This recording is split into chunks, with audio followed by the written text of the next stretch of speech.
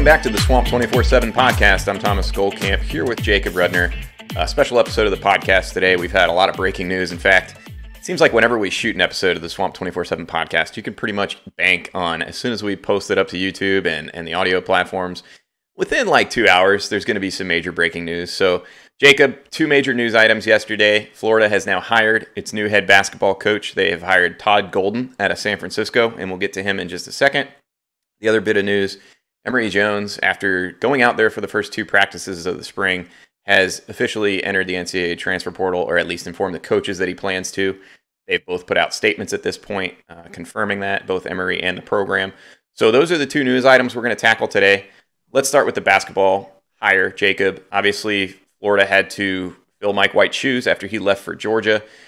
I'll be quite honest with you, I don't know a ton about Todd Golden. I know he's from the West Coast. You're more of a West Coast guy, so maybe you can give people kind of a brief overview of what Florida's getting. Yeah, young coach, up-and-comer, 36 years old. I have always been impressed with Golden just because of his ability to turn around a program like San Francisco and really make them a nationally relevant program. They finished the season ranked 22nd overall in KenPom, and granted, that's going to change as the NCAA tournament continues to go on here. But you know, they had a great year, and you look at their numbers statistically, and it backs that up. Adjusted offensive efficiency, they finished the season ranked 42nd. And again, this will change. We're recording this on Saturday, March 19th. So depending on when you listen to this, these numbers might be marginally different. And in adjusted defensive efficiency, 23rd overall. So great year, balanced team that he was able to run, 10-9 against KenPom top 100 teams. And this is a guy who really leans heavily on the analytical side of coaching. He seems to play situations by the numbers. He has a great understanding for things like that. And like I said on our message board, Thomas, I think that is a really important quality for coaches nowadays. I think that if you are a college basketball coach and you don't embrace analytics, that's quite regressive. I think that if it's a resource, you might as well use it. And it seems as though Golden does a really good job of that. And the other thing is that he clearly knows how to put a product out on the court with players who aren't superstars. I mean, San Francisco is not bringing in top-ranked college basketball recruits, and still the product was up to par, if not exceeding expectations. So I think that this is a really strong young hire. I would be remiss to not bring up the fact that there are absolutely question marks with regard to this. This is a guy who has been a head coach since 2019. He's been coaching in general only since 2012, so the longevity is certainly not there at all. He has never led an SEC program as a part of that. He's been a part of one, Auburn, for 3 seasons. But again, it leaves you to wonder, is somebody whose experience is exclusively at a program like San Francisco on the West Coast ready to come out to a place like Gainesville and immediately step into a culture where winning is expected? Yeah, I think that's going to be the big question. I think this is definitely a high risk, high reward potential hire. In some ways, it's almost the Billy Donovan blueprint, right? Where you have a guy that has had some success, but it's at a smaller level. You know, Billy Donovan had the 2 years at Marshall before he was hired at Florida. I made the comment yesterday, just kind of struck me as, I guess, surprising a little bit that the two coaches that Florida has had post Billy Donovan, knowing that the program won 2 national titles under Billy Donovan, really became a national player on the college basketball scene. It's a little surprising to me that both of the two coaches Florida has hired since have not won an NCAA tournament game. Now, for Golden, they obviously got there this year. He had a program that got there in a pretty tough West Coast conference, so very impressive, as you said, in pointing out, you know, some of his resume. I just thought that was interesting, because I think certainly the perception with a lot of Florida fans is that the program after the Billy Donovan tenure is sort of elevated at this place where, like you said, winning is expected. And I think maybe there was a sense from a lot of people that Florida could just go out there and get the top name, like the top big name kind of guy. I don't know that that's the route that they went. And to your point, we were talking about this a little bit out at football practice today. Analytics is a big part of, I think, what Scott Strickland, the athletics director, embraces. And that's something that obviously he really liked about Billy Napier with the football hire, was that Billy Napier is very into analytics. And I don't think Dan Mullen and his staff were. Now you get that on the basketball side of things. I think, to your point, Jacob, maybe we can break down a little bit what we mean by analytics, because my impression of what Todd Golden sort of uses them for is situational basketball, right? Like, so what do we do in this situation where there's 3 minutes left on the clock? You know, we're up 6, or, you know, we've got 30 seconds left, we're up 2, do we foul? that kind of thing. That seems to be my understanding based on, again, I'm not super familiar with Todd Golden, but in listening to national college basketball reporters and guys that have been around him, it seems like it's sort of data-driven process to me. Yeah, that's a pretty good way to describe it. And I don't know that I'm going to necessarily do much better. I will add that I think that the way that Golden goes about things is outcome-based. So how does this decision in this moment in the game affect the potential outcome? What's the win percentage if I go this route versus this route? Do I foul with 30 seconds left in the first half with the opponent in the 1-1, or do I not foul with the opponent in the 1-1 with 30 seconds left in the first half? And the scorer has a lot of sway in what's going to happen in those situations. I think that he is the kind of coach who's going to evaluate things numerically, but he also has the eye for what's happening on the court. And it doesn't always come down to the analytics, and that's important. I will say, though, that when it comes to a coach who's going to rely on analytics the way that he does, it's very situationally based, like you said, where you're deciding on, do I foul? Do I not? Is this a 2-point opportunity that I'm drawing up a play for? Or is it a 3-point opportunity? What's the risk? What's the reward? I think that there are some people who hear that and they get turned off by it because it's one of those things where you hear it and you go, you're a computer and we can hire anybody to do what you're going to do. The old Moneyball question. Exactly. Like, do we need Todd Golden to be able to come in here and do what a computer tells him he needs to do? And I would say that there is value in that. And there are certain people who understand it better and are able to use it better. But more than that, I think it comes down to communication. And from the press conferences that I've seen of Todd Golden, I believe that he has a real gift for his ability to convey things in a way that's absorbable and consumable. And I think that that doesn't only apply to media, but it does actually also apply to players. Are you able to take what you're seeing on a screen and translate that into basketball?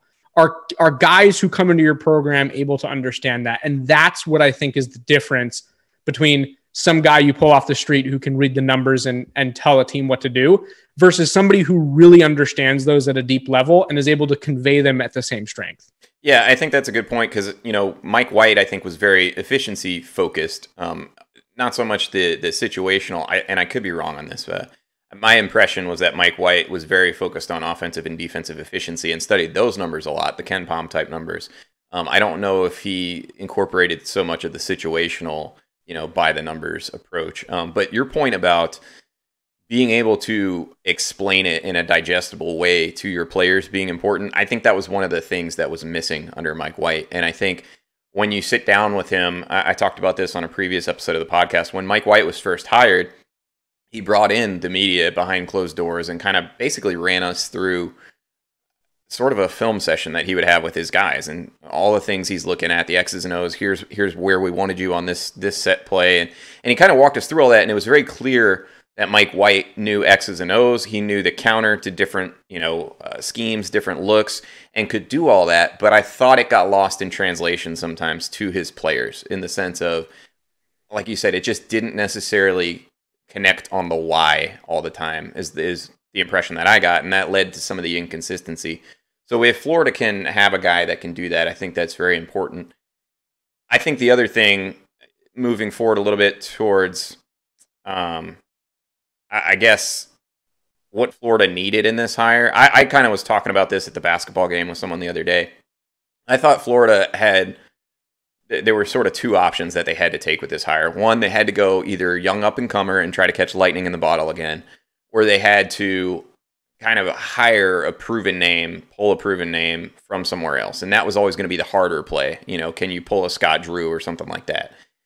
Those were, to me, the right approaches to take with this hire. I didn't think a retread like an Anthony Grant was a good idea because we just saw what a coach with a decently high floor can do. And the question was, obviously that floor is not good enough for Florida. I mean, the fans were not okay with simply making it to the tournament. So they really needed either the big name or the lightning in a bottle. I think time will tell, Jacob, whether or not Todd Golden is lightning in the bottle. But I'll open the floor to you if you have any finishing thoughts on this before we shift over to Emory Jones and the football program.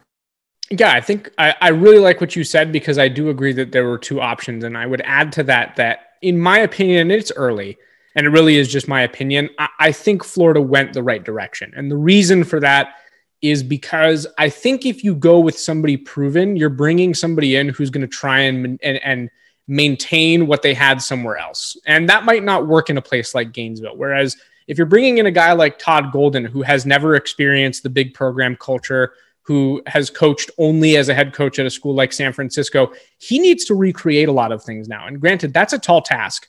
And that puts a lot of pressure on a guy who's 36 years old, fairly inexperienced as far as coaching goes, newer to the industry. It's a lot of pressure, but I also think it opens the door to a lot more innovation. It opens the door for a lot more creativity, for change. And I think that that's what Florida needed. I don't think Florida needed somebody to come in and attempt to do something that worked at some degree somewhere else. And by the way, keep in mind, the chances of Florida bringing in a coach from another place who was uber successful at a high caliber program, probably not super high. You're looking at somebody who achieved at a mediocre level at a huge program, or did really well at a decently sized program. Right. Or like you said, you're bringing in the lightning in the bottle guy who has to kind of reinvent the wheel in terms of what he's going to be able to do to make Florida work. And I think that Florida got the right guy in order to achieve the blueprint from that perspective. And I like that. Yeah, I think Florida basketball is a very, very good program. I don't know that it's an elite program in the same way that the football program is, right? Like Florida football is, to me, in that next tier up. I don't know that basketball is there. I think it can be a fantastic job. Obviously, you'll have a lot of resources here. There's history behind you. Recruiting, I think, is going to be really, really important. I mean, if you're going to have success at Florida, you have to recruit well. Mike White sort of did by the numbers, but again, I go back to it, felt more like a best player available approach than necessarily building towards a set identity. And I thought that was part of the issue.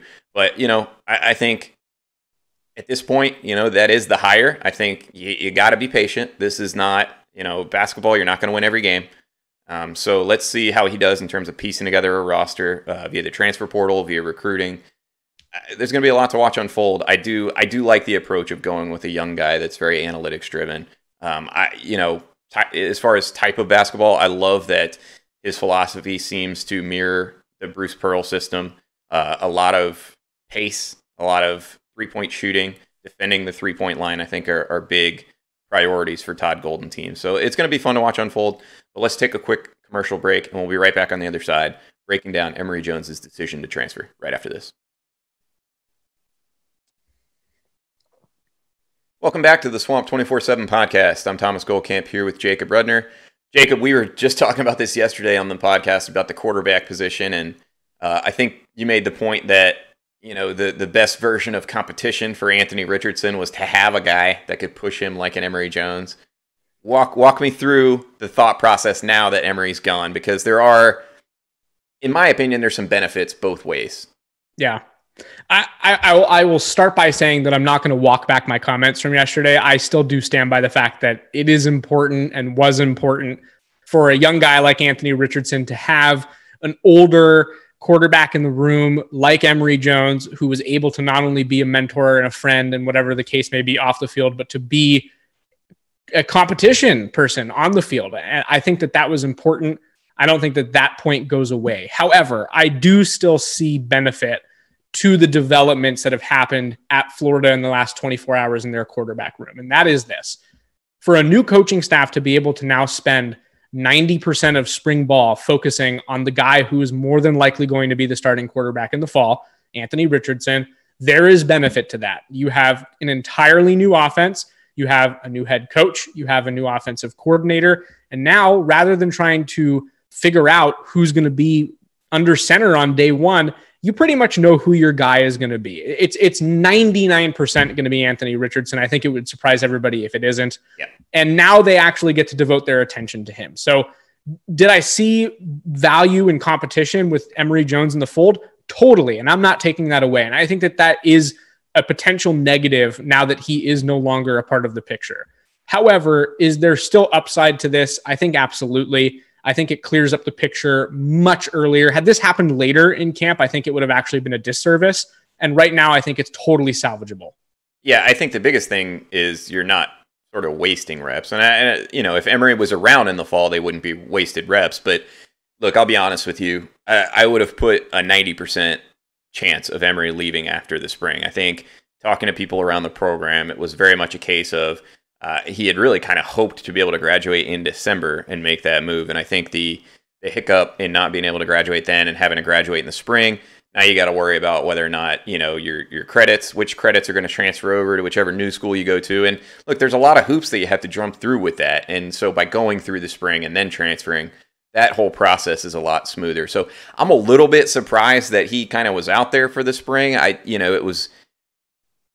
don't know if Billy Napier was trying to do him a solid and, speak highly of him, kind of give him the chance to go through spring. I mean, it may be as simple as, they really did think Emory could help them. And Emory was just at a point mentally where, for whatever reason, he was ready to go. I mean, he told us he had one foot out the door this winter and ultimately ended up sticking around. But so however that unfolded, I'm not sure, but I do think it's a benefit. Like you said, the reps is a big deal. And then I think, as much as Florida went back and forth between the quarterbacks last year, publicly, they did a pretty good job of supporting each other, Anthony Richardson and Emory Jones.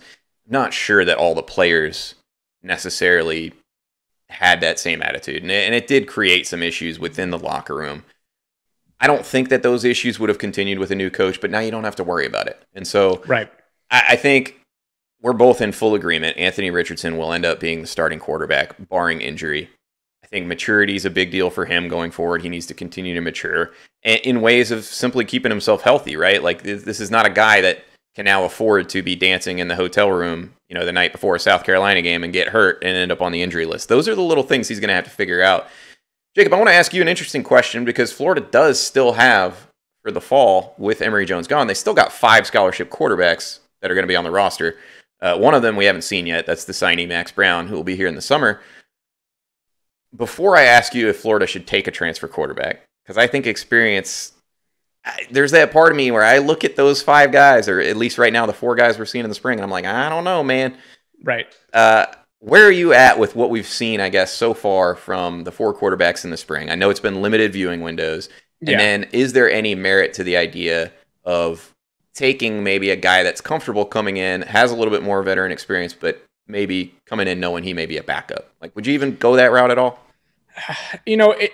Again, I'm going to reiterate something we said on our last podcast, and I don't mean to belabor this, but I really do think it's early to fully understand the quarterback picture and who is where in terms of readiness to be able to play. That being said, I said it on our last episode, and I'll say it again now. It hasn't been a terribly impressive spring so far in the limited window that we've been able to see, which is a collective total of about 40 minutes of practice. And we both did think it was better today. No, so that was what I was going to say. I was going to say that I was not terribly impressed, but I thought that today, Saturday, was easily the best day of spring ball for that group until they started throwing deep passes. Then it was really ugly. And I think that there was not only frustration from some of the coaches audibly, but the players knew it too.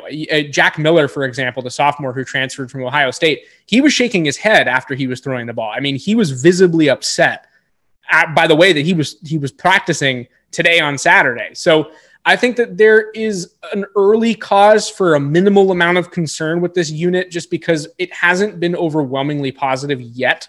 But again, A, we've only seen 3 practices, and B, we've only seen a fraction of 3 practices. So what are these guys looking like as practice gets deeper, when they're a little bit more warmed up? Was today a really good day for them, even more so than what we saw during the 15-minute window that we had? It's entirely possible. I will say this. If I'm Billy Napier and Rob Sale, I feel okay, not great. I feel okay about testing Jack Miller as a quality backup option. He came from Ohio State. He kind of served in a reserve role there, got very limited playing time over 2 years. But they're familiar with him. Mm-hmm. Both of those guys recruited Jack Miller when he was at Chaparral High School in Scottsdale, Arizona. Billy Napier was the offensive coordinator at Arizona State that year, 2017. And Rob Sale was the Sun Devils offensive line coach. So they know this guy. Do I think that Jack Miller is ready to start? No. If anything, that's simply based on the 3 days that we've seen him. But I do think that he probably could serve as a serviceable backup. And I don't know if I'm Billy Napier or Rob Sale that I'm devoting a ton of time to finding another quarterback, knowing that I'm going to have 5 scholarship guys in the room. Yeah, I know. I kind of sprung that question on you, and the more I'm thinking about it, I don't think it makes any sense either. That room is so, to me, it's uninspiring right now, I guess is the best way to say it. And knowing that Anthony Richardson, if healthy and if developed, can be a Heisman level guy. Like I'm fully on board with that. So it's not necessarily lacking, that top end potential. I just get really worried about what happens if Anthony Richardson gets hurt. And like you said, I think it is very early. Jack Miller, I thought, looked much better today throwing some of the shorter routes. Like you said, the deep balls are an issue for everybody right now. I do think it's more of the timing routes that a lot of the quarterbacks are struggling with. The out routes have looked pretty rough so far. And, some of those higher degree of difficulty throws we're not really seeing happen right now. I think scholarship-wise, I think you're right. I think Florida can't really afford to spend another scholarship on a quarterback. I mean, they need help elsewhere. I think receivers, another spot they could add a guy. Anything else we need to cover today? I really kind of want to keep it to just those two topics since we did just shoot a show yesterday. Anything? Yeah, I think we're good. I will just very briefly throw in that, for anybody who does hear what we're saying about the quarterback room at Florida and they get worried about it, I would say that the biggest thing that's been off so far, like you just said, Thomas, has been timing routes. And that, at least to a degree, is expected this early in spring. Sure. You're not looking for guys to be perfectly synced up, quarterback to pass catcher this early. I think that that's something that's going to come with time. I do think that there is an early cause for maybe we should keep an eye on this level of not looking so good so far. Is it a concern, though? I don't know that I'd call it that yet. It's something that needs to be watched closely, and we're obviously going to do that. Awesome. All right, guys. Well, that's going to do it for today's episode of the Swamp247 Podcast. We have a lot of things coming down the pipeline on the website at swamp247.com. I'll be putting out some very preliminary projected depth charts based on sort of how the reps are going in spring football. So be sure to check that out. I know Jacob has a couple stories he's got lined up in the queue. So we are excited to bring you guys more spring football coverage. We will shoot again in the next couple days, breaking down some more of our thoughts. But we wanted to get to you since, we shot right before all the news happened yesterday. We wanted to get back with a quick reactions piece, talking a little bit of Todd Golden and the Emory Jones decision. So thank you guys for tuning in. That'll do it for today's episode of the Swamp247 Podcast.